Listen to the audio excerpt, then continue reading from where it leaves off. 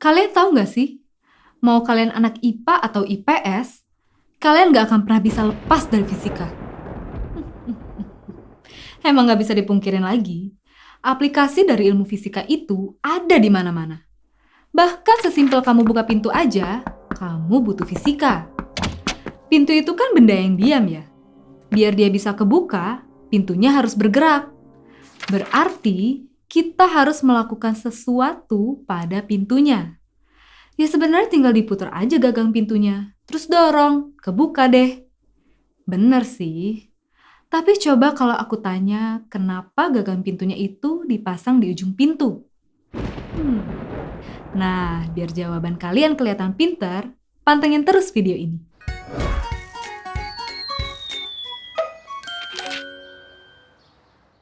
Kita semua tahu, pintu punya engsel.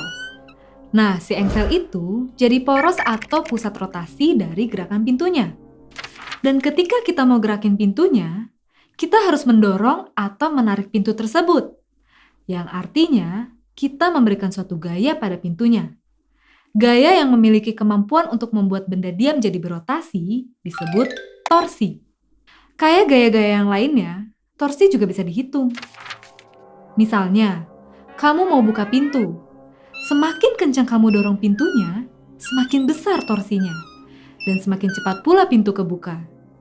Jadi, besarnya gaya yang kamu berikan adalah salah satu faktor yang mempengaruhi besarnya torsi. Faktor lain yang berpengaruh adalah jarak antara gaya dan pusat rotasi, atau kita sebut dengan lengan torsi. Ternyata, semakin besar jaraknya, maka semakin besar torsinya, yang artinya semakin mudah benda berotasi. Kalau kamu coba buka pintu yang gagangnya ada di tengah, dengan besar gaya yang sama, pintu jadi lebih susah kebuka kan? Sehingga, kamu butuh lebih besar gaya biar pintunya bisa kebuka lebih lebar. Jadi, itulah alasan kenapa gagang pintu selalu dipasang di ujung pintu. Biar kamu nggak perlu kerja keras buat buka pintunya. Cobain deh, dorong pintu di ujung pintu sama di dekat porosnya. Mana yang kerasa lebih berat? Nah, faktor terakhir yang mempengaruhi besarnya torsi adalah sudut antara gaya yang diberikan dengan lengan torsi. Kalau kamu coba dorong pintunya sejajar dengan pintu, jelas pintunya nggak bakal bergerak.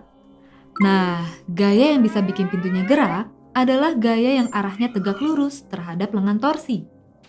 Secara matematis, torsi atau dilambangkan dengan tau sama dengan gaya tegak lurus dikali panjang lengan torsi atau L. Jadi, kalau gaya yang diberikan itu miring-miring, kamu harus cari dulu gaya yang tegak lurus terhadap lengannya. Pakai sedikit trigonometri dengan mengalihkan gaya yang diberikan atau F sama besar sudut yang terbentuk, misalnya theta. Jadi, untuk besar gaya pada sumbu Y, kita bisa hitung dengan F dikali sin theta. Dan untuk gaya pada sumbu X, itu F dikali cos theta. Terus, sama kayak gaya pada umumnya, torsi juga punya arah. Bedanya, arah torsi cuma ada dua, searah atau berlawanan arah jarum jam.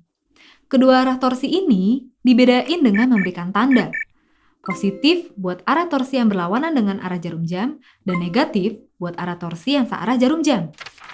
Terus gimana cara nentuin arahnya? Gampang banget teman-teman. Kalian tinggal putar gayanya ke arah pusat rotasi yang membentuk sudut terkecil. Misalnya kamu punya gaya kayak gini. Berarti arah torsinya adalah ke kiri atau berlawanan arah jarum jam.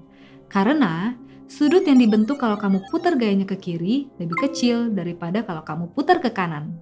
Nah, kalau di gerak translasi, kita tahu gaya atau F itu sama dengan percepatannya dikali massa. Masih ingat kan ini rumus apa? Benar banget. Dinamika rotasi ini masih ada analoginya sama hukum kedua Newton. Ternyata, rumus ini juga berlaku buat torsi. Torsi sama dengan percepatan sudutnya dikali momen inersia. Loh kok masa jadi momen inersia ya? Ini nih bedanya sama gerak translasi. Momen inersia adalah kemampuan suatu benda untuk mempertahankan kecepatan sudut. Makin gede momen inersianya, makin susah benda itu untuk melambat atau mempercepat. Si momen inersia ini juga berhubungan sama massa. Tapi sebenarnya dia juga bergantung sama gimana massa itu tersebar. Makin jauh massa benda dari pusat rotasinya, makin gede momen inersianya. Jadi, di gerak translasi, karena momen inersianya ini bergantung sama massanya doang, rumusnya cuma F sama dengan percepatan dikali massa. Tapi, kalau di gerak rotasi, momen inersianya sama dengan massa dikali kuadrat jarak dari gaya ke pusat rotasi. I sama dengan M dikali R kuadrat. Sekarang aku mau bikin percobaan kecil. Kalian lihat nih, udah ada bidang miring di meja aku. Terus aku juga punya kelereng sama cincin. Kalau aku gelindingin bareng, menurut kalian siapa yang bakal menang? Ya, aku nggak mau ngasih tahu dulu jawabannya. Tapi, tentunya pertanyaan aku ini masih ada hubungannya sama torsi-torsi tadi. Torsi sama kayak gaya di gerak translasi. Sama-sama menghasilkan suatu usaha. Semakin besar torsinya, semakin besar juga usaha yang kamu lakukan pada objek. Dan usaha ini bisa merubah energi dari suatu sistem. Contohnya energi kinetik, yaitu energi dari gerakan suatu benda. Benda yang gak berotasi, semua energi kinetiknya berasal dari gerak translasinya. Tapi, kalau benda itu berotasi, sebagian energi kinetiknya itu terbentuk dari gerak rotasinya. Kalian tahu, energi kinetik untuk gerak translasi itu sama dengan setengah massanya dikali kuadrat kecepatannya. Setengah mv kuadrat. Nah, karena pengaruh massa pada gerak translasi sama kayak pengaruh momen inersia pada gerak rotasi, dan kita punyanya kecepatan sudut untuk gerak rotasi, maka energi kinetik pada benda yang berotasi akan sama dengan setengah momen inersia dikali kuadrat kecepatan sudut benda. Setengah I dikali omega kuadrat. Kecepatan sudut itu dilambangkan dengan omega ya teman-teman, bukan huruf W. Dan omega ini sama dengan kecepatan translasi dibagi dengan jari-jari benda. Nah, balik lagi ke percobaan aku. Kelereng dan cincin ini kan sama-sama bulat ya bentuknya. Berarti mereka sama-sama menghasilkan energi kinetik dari gerak rotasi. Tapi, apakah besar energi mereka sama? Jadinya mereka bakal sampai di bawah secara bersamaan? Yuk kita buktiin sekarang.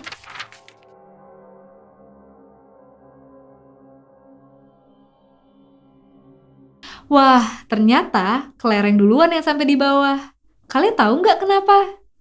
Kelereng, kecepatan sudutnya ini lebih besar daripada cincin.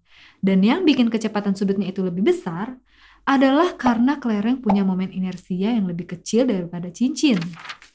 Tadi udah dibahas kan, makin besar momen inersianya, makin susah suatu benda untuk mengubah-ubah kecepatannya. Kelereng adalah bola yang padat. Jadi, massanya didistribusikan lebih dekat ke pusat rotasi. Sementara cincin, massanya ini didistribusikan ke cincinnya karena tengahnya bolong. Sehingga jarak ke pusat rotasinya jadi lebih jauh. Ingat kan, makin jauh massa didistribusikan, makin besar momen inersianya. Jadi, itulah kenapa kelereng bisa sampai duluan daripada cincin. Terakhir nih sebelum penutup, di gerak translasi, kita belajar tentang hukum kekekalan momentum linear, di mana total momentum linear suatu sistem besarnya akan selalu tetap atau terjaga. Nah, hukum kekekalan ini juga berlaku buat gerak rotasi, dengan nama hukum kekekalan momentum sudut. Misalnya kalau aku benturin cincin sama kelereng, momentum sistemnya akan tetap terjaga. Secara matematis, momentum sudut atau L sama dengan momen inersia dikali kecepatan sudut. L sama dengan I dikali omega. Hukum kekekalan momentum sudut ini bisa kita ilustrasikan pakai penari es. Ketika dia berputar sambil melipat tangannya, maka momen inersianya semakin kecil terhadap porosnya, sehingga putarannya semakin cepat. Sebaliknya, kalau tangannya direntangkan, momen inersia terhadap porosnya jadi lebih besar, sehingga putarannya melambat.